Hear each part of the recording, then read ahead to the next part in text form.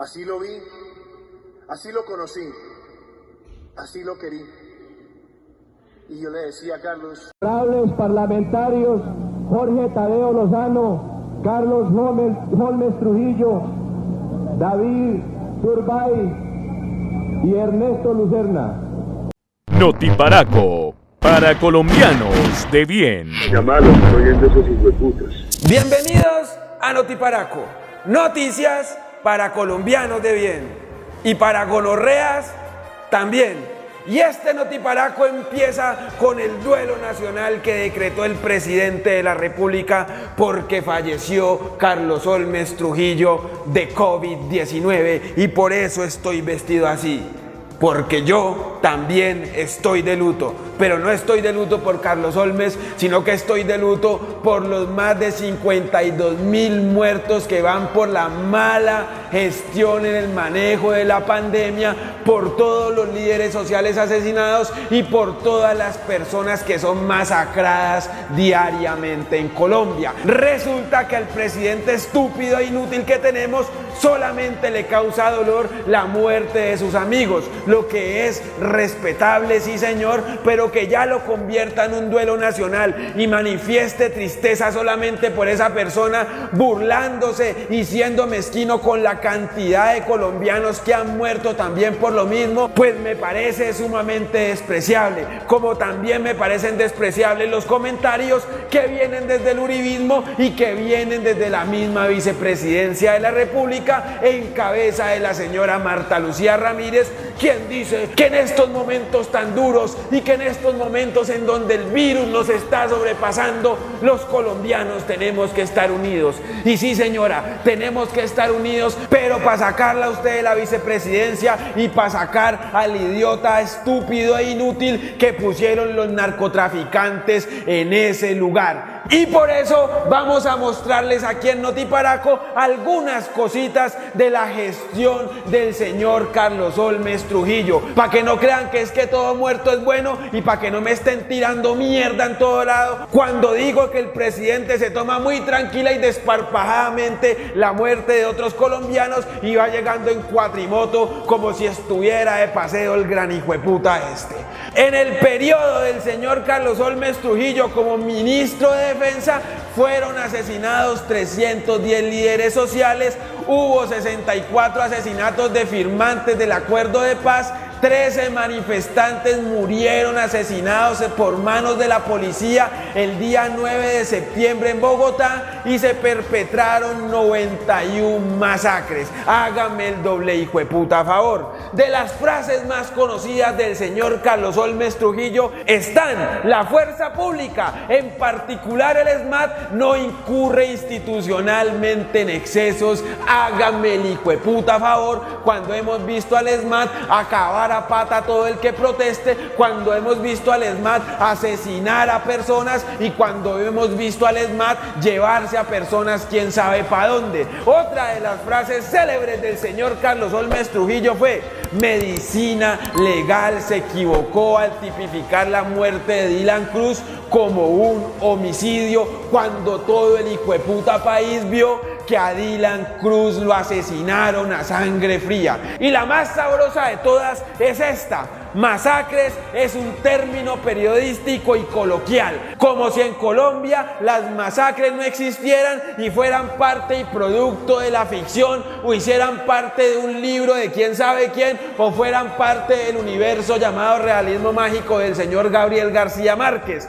Y es que uno no se imagina que en ese cuerpo cupiera tanta maldad, ¿no? Y es que el señor Holmes, además de todo, desafió el fallo que lo obligaba a pedir perdón por los abusos policiales, y como burlándose de los colombianos, cada que estos hijueputas abusaban de la población civil, salía a felicitar a la policía, salía a felicitar al ejército y salía a decir que los honorables soldados, justo después de que habían asesinado gente y justo después de que habían arropado a pata y a puño a miles de colombianos.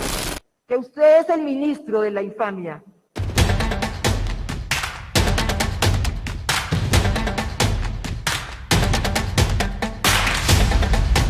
Este debate no es contra la cúpula militar, no es contra la fuerza pública. Yo no estoy en contra de que estén presentes en el recinto. Bueno, me alegra que estén en eso, pero yo creo que el que debía estar es solo el ministro. Yo no sé si es que le da miedo, si le da miedo, pues que compre un perro, pero lleva a toda la tropa al recinto del Congreso cuando este debate no es contra la cúpula militar, este debate no es contra los generales, los coroneles, este debate es contra el ministro que representa al gobierno y que desarrolla una política de violación y de burla hasta nuestras normas constitucionales y legales. La manera arrogante, soberbia, negligente, como usted asumió la orden de la Corte Suprema de Justicia de pedir perdón a las víctimas por lo ocurrido en noviembre del año pasado. Entre esos cientos de movilizaciones que hubo en Colombia, considero yo que lo convierte en un acto de infamia. Por eso decimos que usted es el ministro de la infamia. Yo no logro entender, ministro, cómo una persona que hizo parte del proceso constituyente pisotea de esa manera la Constitución. ¿Sabe qué es el perdón, señor ministro? ¿Usted sabe qué es el perdón? El perdón demostraría que usted lamenta sinceramente los asesinatos cometidos por la fuerza pública. Y que si bien usted no los cometió, y que si bien usted no tiene una responsabilidad penal por eso, usted lamenta lo que ocurrió y desea que no vuelva a ocurrir. Usted no lo hace, y no lo hace usted mandando el mensaje tácito y solapado, que estuvo bien, ordenándole pedir perdón y que no lo hace, ¿qué es? ¿Qué lo diferencia es usted de una persona como Maduro? ¿Qué lo diferencia es usted de una persona como Chávez? ¿Sabe qué es lo único que los diferencia a ustedes de Chávez y de Maduro? Que mantienen una libertad económica. Es lo único que los diferencia. En todo lo otro, son un régimen autoritario. Autoritarismo burocrático, así se denomina. Lo que yo califico como dictadura solapada, quienes lo rodean a ustedes, gobierno, que han hecho parte de la institucionalidad del Congreso de la República y que no voy a nombrar con nombre propio. ¿Sabe qué dicen? Que estamos en una dictadura blanda, en una dicta blanda. Y eso es lo que está en juego. Además, el señor Carlos Holmes sabía que en el campamento de alias Uriel del ELN habían menores de edad, hijos de él, a los cuales los mandó a bombardear sin piedad alguna. El señor salió como si nada a decir: bombardeen a ese hijo de puta, sabiendo que estaba su hija y su hijo de 10 y 6 años cada uno. El señor Carlos Holmes apoyó incondicionalmente a la rata de Juan Guaidó, presidente imaginario de Narnia, y dijo además que él era el presidente legítimo de Venezuela y lideró el cerco diplomático que no quedó en absolutamente un culo, a sabienda que Juan Guaidó tenía vínculos con los rastrojos aquí en Colombia y a sabiendas que Juan Guaidó se robó la plata de los recursos para combatir la corrupción en Venezuela. El 9 de enero del 2021, el señor Carlos Holmes se fue oriundo, pues, y viajó a Santa Marta para sellar la alianza con el Pacto de Ciénaga, que consistía en que el señor le daría una gran tajada de los recursos a los miembros de este pacto, que son el clan de los Cotes, el señor Pulgar y una cantidad de bandidos que no quieren obedecer las órdenes del gobernador del Magdalena, simplemente porque se quieren robar el dinero de las regalías. El señor Carlos Holmes se reunió con ellos, les ofreció una gran tajada del dinero del erario del Magdalena y dijo: si ustedes me apoyan, pues yo los apoyo a ustedes, nos robamos la plata del Magdalena y con ese dinero yo les pago a ustedes para que me hagan la campaña presidencial que me va a poner como una de las fichas claves del uribismo para el 2022. Además, este señor patrocinó el desacato y la desobediencia a Carlos Caicedo y a Virna Johnson, gobernador del Magdalena y alcalde de Santa Marta, respectivamente. Y uno diría, pues hasta aquí está lo de Carlos Holmes Completico, y no, sigue más, porque el señor dijo que la JEP no servía para absolutamente un culo y pidió por favor que se cayera esa payasada y así acabar con el proceso de paz. Toda esa ramplonería del uribismo, toda esa horda de criminales y todo ese cardumen de narcotraficantes siempre han estado en contra de la JEP porque no son capaces de rendirle cuentas al país y decirnos a nosotros los colombianos que ellos son protagonistas del conflicto armado que hoy sume a Colombia en ríos de sangre y en una violencia desmedida que para este 2021 se ha incrementado muchísimo más. Así que bien pueda el presidente Iván Duque decretar duelo nacional, pero no nos puede obligar a miles y millones de colombianos a sentir algún tipo de compasión y a conmovernos por la muerte de quien nos dio la espalda y quien instigó a que la violencia de Estado se acrecentara en este país. Además, se alió con una horda de criminales que van detrás del poder y sin importar cuántos muertos más deje esta guerra y que solamente beneficia a los banqueros y a los megaterratenientes de este país. Ministro, con usted regresaron las masacres. 42 masacres verificadas por la Alta Comisionada de Naciones Unidas para los Derechos Humanos, entre las que se cuentan 19 niños y niñas, 12 mujeres, pero además de eso están en proceso de verificación de otras 13 masacres. Por Dios santo, ¿a qué es que queremos devolver a este país? Sumirlo en la más dura y cruda de las violencias. Es a usted a quien le corresponde esa tarea, ministro, la de garantizarle la seguridad a los ciudadanos de este país. Su actitud produce miedo, desconfianza, y una desconfianza que cada vez es más irreparable por parte de la sociedad colombiana hacia las instituciones que usted tiene a su cargo. La gente siente miedo, la gente siente horror en algunos casos, esconden a sus hijas para que no sean abusadas, sienten miedo, desconfianza.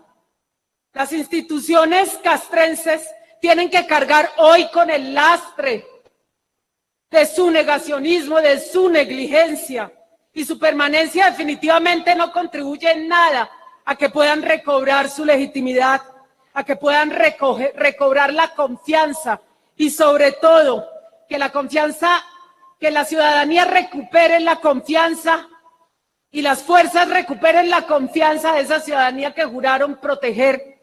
Por pretender hacer trizas la paz, están volviendo trizas la seguridad de Colombia. Esa es la conclusión. Ustedes deberían dar ejemplo y lo que están dando es vergüenza. Yo sé muy bien que esa es la política de la trampa y la política de la jugadita. Usted está acabando con la fuerza pública. De eso lo acuso, de inepto para manejar una de las mejores fuerzas militares de América, hasta antes de llegar usted. Aquí se ha hablado de deriva totalitaria, aquí se ha hablado de dictadura, aquí se ha hablado de dicta blanda, aquí se ha hablado de toma de posiciones que atentan contra lo que es la estructura democrática de la nación. Tengo que decirles con inmensa consideración que eso no corresponde a la verdad. Y con respecto al asunto de gran controversia, que es si yo pedí perdón o no, sí lo pedí. Fue producto de lo más profundo de mi conciencia. Fue espontáneo. Nadie me lo ordenó. Lo hice convencido de que tenía que hacerlo, a la luz de las circunstancias que estábamos viviendo y padeciendo ese día. Lo hice de manera atemporal y sin mencionar nombres porque no me corresponde a mí ni absolver ni condenar a nadie. El apoyo mío a la fuerza pública es claro, es de frente, es contundente y no admite dudas. Pero además de eso, ¿cuál es la política del gobierno nacional? Cero tolerancia. con cualquier violación a la ley o desconocimiento de los reglamentos por uno cualquiera de sus miembros. El ESMAD hay que cuidarlo, el ESMAD hay que defenderlo, el ESMAD hay que fortalecerlo y naturalmente. Aquí nadie es propietario exclusivo del dolor respecto de la muerte de un colombiano. La muerte de Dylan nos dolió a todos. La muerte de Dylan fue una tragedia. Ese muchacho no debió haber encontrado la muerte en esa circunstancia. Debo decir lo siguiente. Me permito reiterar que presento disculpas por los excesos de la fuerza pública, en especial aquellos cometidos por los escuadrones móviles antidisturbios de la Policía Nacional ESMAD durante las protestas desarrolladas en el país a partir del 21 de noviembre de 2019. Y uno diría, hermano, pero ¿por qué pasa todo esto? Porque es que el uribismo está íntimamente ligado al narcotráfico y porque es que el uribismo viene con el legado que dejó Pablo Escobar, quien fue íntimo amigo también del papá del señor Carlos Holmes Trujillo. Así que por eso les vamos a contar los vínculos que tuvo Álvaro Uribe Vélez con el narcotráfico, más precisamente con Pablo Escobar, y por qué el uribismo es una cooperativa narcoparamilitar a la que solamente le importa traficar cocaína y a la que solamente le importan sus tierras y a la que solamente le importa ponderarse en la cultura traqueta que han establecido en este país. Bueno, yo supe de este señor cuando él era director de Aerocivil y yo trabajaba en el periódico El Tiempo y yo cubría Aerocivil. Esa era una de las fuentes que yo tenía permanente. Yo cubría la fuente desde antes de que llegara Uribe. Incluso el director anterior a él, que se llamaba Fernando Uribe Senior, duró un mes. Lo nombraron y lo asesinaron. Se supo que lo mataron porque él se negó a lo que después llegó a ser Uribe, que era darle las pistas a los narcotraficantes y las licencias de aviones y hacer cómplice y apoyo del movimiento del narcotráfico, con lo cual se consolidó el cartel de Medellín y gracias a él pues el narcotráfico se volvió la multinacional del crimen más grande del mundo, gracias a Uribe. Eso es histórico, eso es absolutamente cierto. Y después de eso, yo creo que sí yo trabajé después del tiempo en Comprensa y ahí hay publicaciones que hice sobre Uribe. Después mataron al papá de él y él fue al sitio donde murió, circunstancias no muy claras todavía, aunque se las atribuyen a las FARC. Él se las atribuye a las FARC. Fue en el helicóptero de Pablo Escobar, fue de noche hasta ese sitio. Era el único helicóptero que había en Colombia que podía volar de noche, y a ese helicóptero único en Colombia que podía volar de noche, la licencia de operación se la había dado Uribe. Uribe sabía que ese era el único helicóptero y Pablo Escobar se lo prestó y fue hasta allá. Y bueno, ya después hay muchas publicaciones sobre lo de Medellín sin tugurios, que lo que estaba metido el papá de Uribe también, que él era una especie de bufón de Pablo Escobar. Uribe dio licencias a Pablo Escobar por allá en el año 1982, cuando el señor fungía como director de la aeronáutica en Medellín. Además fue denunciado, adivinen por quién, pues por el papá del hoy presidente, puesto por el culibajito Iván Duque, el señor Iván Duque Escobar, quien denunció a Álvaro Uribe por tener alianzas con narcotraficantes y por abrirle pistas a cuanto narco en Medellín quisiera mandar coca para el otro lado. Por eso Álvaro Uribe desde 1982 empezó a ser útil para la fábrica de exportación de cocaína, que es el cartel de Medellín. El señor Jaime Uribe Vélez, hermano de Álvaro Uribe Vélez, estaba casado con Dolly Cifuentes Villa, del clan de los Cifuentes Villa, hoy extraditada. El señor Don Berna confesó que Jaime era tan cercano a Pablo Escobar que por eso los Pepes lo iban a matar. Además, el señor Jaime Uribe estuvo encerrado en la Brigada Cuarta por sus nexos con el señor Pablo Escobar. Don Berna dijo que Uribe era un colaborador permanente del capo Pablo Escobar. Don Berna, confeso paramilitar. Según la versión judicial del ex jefe paramilitar, alias Don Berna, quien habló desde Estados Unidos, él y sus grupos paramilitares le aportaron 2.000 millones de pesos a la campaña presidencial de Uribe Vélez en 2002. Es la primera vez que un jefe del paramilitarismo asegura que entregó directamente dinero a su campaña. La confesión de Don Berna en contra del exmandatario y la consiguiente actuación de la Corte Suprema de compulsarle copias a la comisión de acusación coincide con la decisión del magistrado Rubén Darío Pinilla de la Sala de Justicia y Paz del Tribunal Superior de Medellín, quien hizo lo propio hace unos días, después de recibir más de una docena de testimonios de paramilitares desmovilizados que aseguraron que habían tenido conocimiento de la presunta cercanía del ex jefe de Estado y algunos familiares suyos con esos grupos armados ilegales. Diría yo que el último favor que le hizo Don Berna, diría no, lo digo porque así fue, el último favor que Don Berna le hizo al expresidente Álvaro Uribe fue matar a Vicente Castaño. Me dice el hombre Alberto, deja de pelear con Uribe, venga, yo le ayudo a movilizar a ese grupo y dejemos eso así. Le dije, bueno, hagámosle pues. La cosa se quedó así. Como a los 15 días mandaron por mí a Cómbita. Llegué a Bogotá. Ya me radicaron ahí, empecé a hablar con Don Berna, organizar cosas.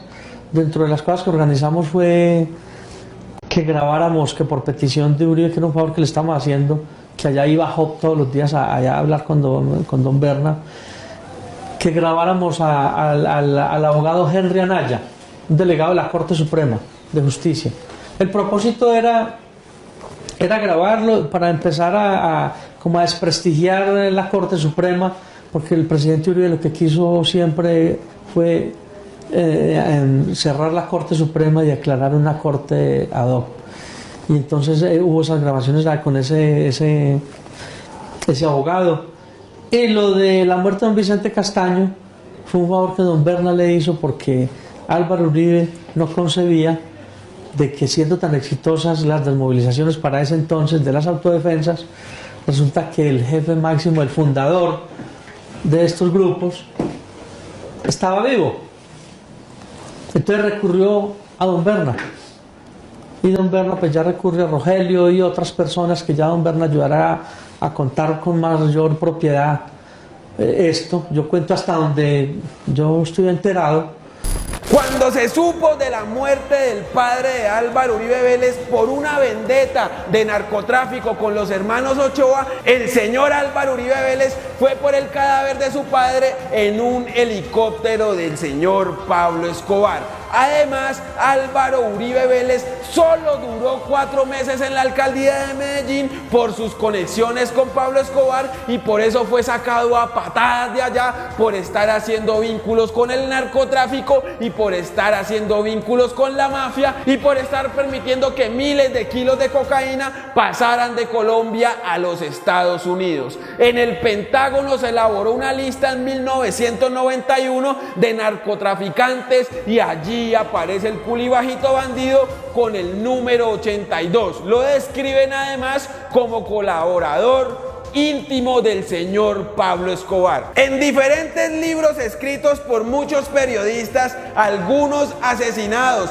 y otros exiliados, se pueden ver las pruebas de por qué Álvaro Uribe Vélez está conectado directamente con el narcotráfico y tenía una relación con el señor Pablo Escobar. El uribismo siempre ha estado en contubernio con el narcotráfico y el uribismo siempre ha trabajado de la mano con el paramilitarismo en Colombia, y por eso es que hoy vemos miles y miles de personas desplazadas de sus fincas, miles y miles de jóvenes asesinados y siendo pasados como guerrilleros, y por eso las BACRIM se asentaron en diferentes zonas del país, y por eso durante los años 90 fuimos testigos de masacres que se perpetraron, como la del Salado, como la del Aro, como la de Mapiripán y muchas más. Por eso tenemos que decir que el uribismo es el responsable de la violencia que se vive en Colombia, y ante la falta de una guerrilla que ya firmó un proceso de paz, necesitan otro sofisma y necesitan otro actor del conflicto para seguir dando bala y quedándose con las tierras que le pertenecen a los campesinos de Colombia, y desde esas tierras operar funcionalmente para el narcotráfico, que al final es lo que vienen billetando a los gamonales, a los megaterratenientes,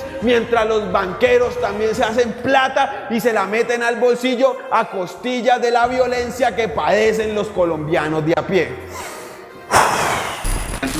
Que si Álvaro Uribe en los años 90 fue el gestor de paz y el enviado, el intermediario para un proceso de paz de Pablo Escobar con el Estado, fue Álvaro Uribe. Es que yo tengo las cartas que le mandaba Álvaro Uribe a Pablo Escobar, las de Pablo Escobar. Entonces sí existía siempre una relación. Fue a los 15 de Manuela, al cumpleaños de Manuela, la hija de Pablo Escobar. Hay testigos de eso. El libro Los jinetes de la cocaína describe a los Uribe Vélez como otro cartel de narcotráfico. Tú miras, por ejemplo, la familia Uribe Vélez tiene asiento en el cartel de Sinaloa, y eso lo demostró Gonzalo Guillén, alias El Pecoso, Jaime Alberto Uribe Vélez, narcotraficante del cartel de Sinaloa. Santiago Uribe Vélez, paramilitar, los 12 apóstoles, paramilitarismo. Está el otro grupo que es el Bloque Metro. Cuando tú averiguas la historia del Parqueadero Padilla, que el Parqueadero Padilla era el gran lavadero de las autodefensas en el que era el Parqueadero Padilla, de ahí salió el camión para llevar los uniformes al grupo paramilitar de Álvaro Uribe. ¿Sí me entiendes? Con respecto al expresidente Álvaro Uribe, ¿el aeropuerto que había en la Hacienda Nápoles era autorizado o era ilegal? Él, cuando era director de la Aerocivil, él autoriza la pista de la Hacienda Nápoles, pavimentada, se ve perfectamente desde un vuelo. El satélite de los americanos, me imagino que para esa época la tenía fotografiada.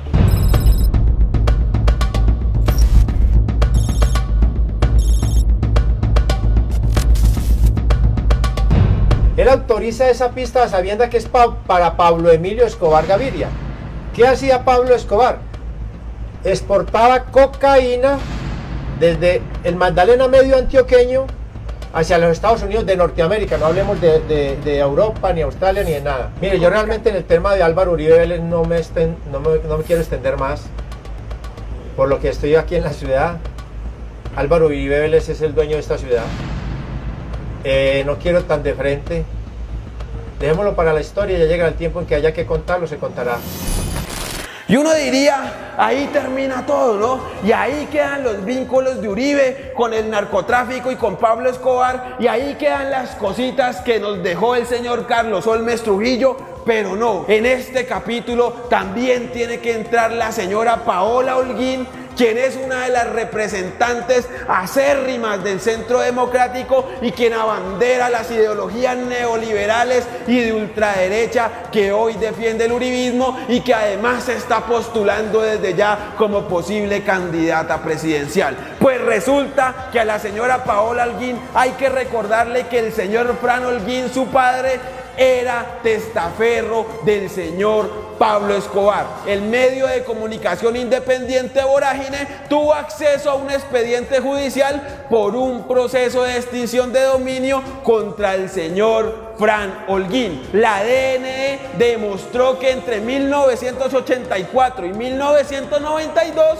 Holguín Ortiz incrementó sus activos fijos en forma considerable, sin contar con los recursos para justificar tal incremento de billete. El señor se empezó a hacer rico y empezó pues a repartir billete a lo que marca, y ahí fue que se dieron cuenta que estaba aliado con Pablo Escobar, fungiendo como testaferro de la mafia. ¿Y cuál es la defensa de Paola Holguín? ¿Y cuál es la defensa del señor Fran Holguín? Pues que Pablo Escobar nunca fue condenado por narcotráfico. Háganme el doble hijueputa favor. Es como yo decir hoy en día que el señor Radamel Falcao no es jugador de fútbol, habiéndolo visto en más de 1500 partidos en su carrera profesional. la señora Paola Holguín se le fue lavando las manos así y diciendo, no, como Pablo Escobar no fue declarado narcotraficante ante la justicia, entonces mi papá no fungió como testaferro de un narcotraficante, sino que ejerció como un empresario probo, boyante, que hacía negocios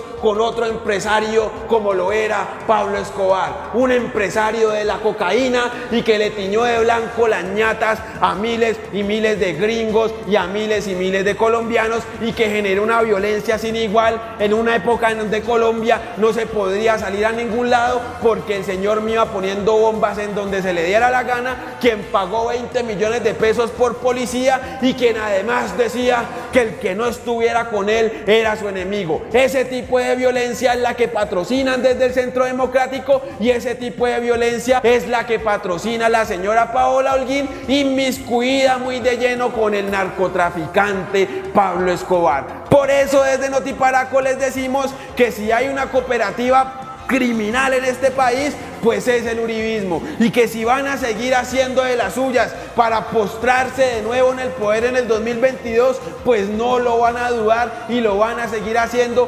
Pongan al que tengan que poner ahí, así sea el títere del títere del títere, y así sea un idiota que porque es hijo del patroncito puede ocupar ese puesto sin haber hecho absolutamente nada más que robarse terrenos baldíos y no pagar impuestos. Del helicóptero de Uribe, no del papá, dicen que era el papá de Álvaro Uribe, pero no puede ser porque el papá estaba muerto, era de Álvaro Uribe y sus hermanos herederos de este señor, que fue uno de los aeronaves que cayó en Tranquilandia. Tranquilandia es el único golpe de policía en la historia de la lucha de la humanidad contra las drogas que ha conseguido que escasee la cocaína y que suban los precios en los mercados. De resto, ningún golpe ha logrado eso. Nunca, ningún golpe ha logrado eso. Ese golpe lo dio Rodrigo Lara Bonilla y el coronel Jaime Ramírez Gómez. Ambos los conocí yo. Jaime Ramírez Gómez fue fuente mía, muy buena fuente, y desde tiempo atrás de que llegara él, el primer director de la Policía Antinarcóticos. Ahí quedó bien al descubierto qué era el cartel de Medellín. ¿Quiénes estaban ahí? Tranquilandia era una ciudadela del narcotráfico, una ciudadela industrial. Producían el 90% de la cocaína que se consume en el mundo, que se consumía en el mundo. Un tipo que llegaba a la Aerocivil mandado por Pablo Escobar,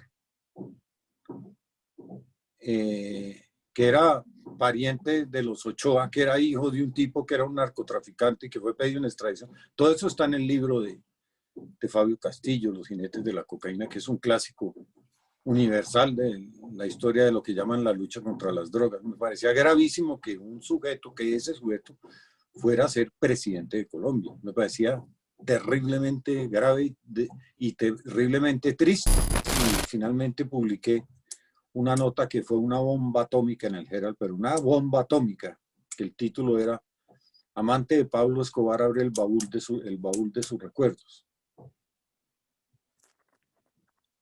Eso fue dinamita pura, esa crónica, que en realidad no era una entrevista, era una crónica incorporaba pues partes de los relatos que ella me había hecho. Es decir, eso fue también como una bomba atómica dentro del juicio que se estaba llevando contra Santofimio,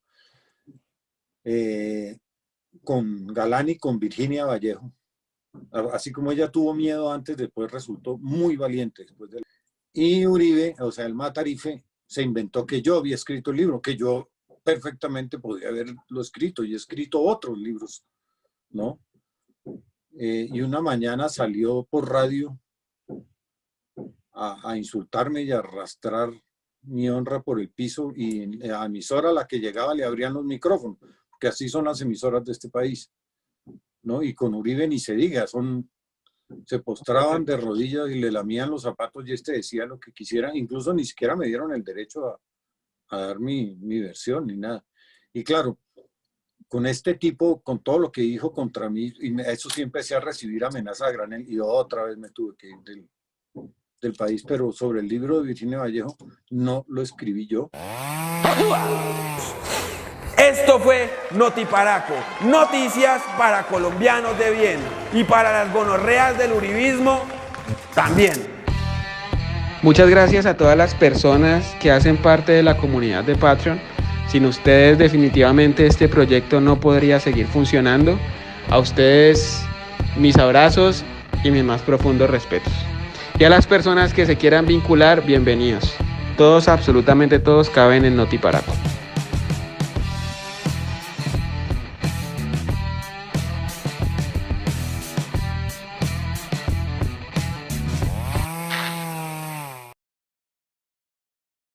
you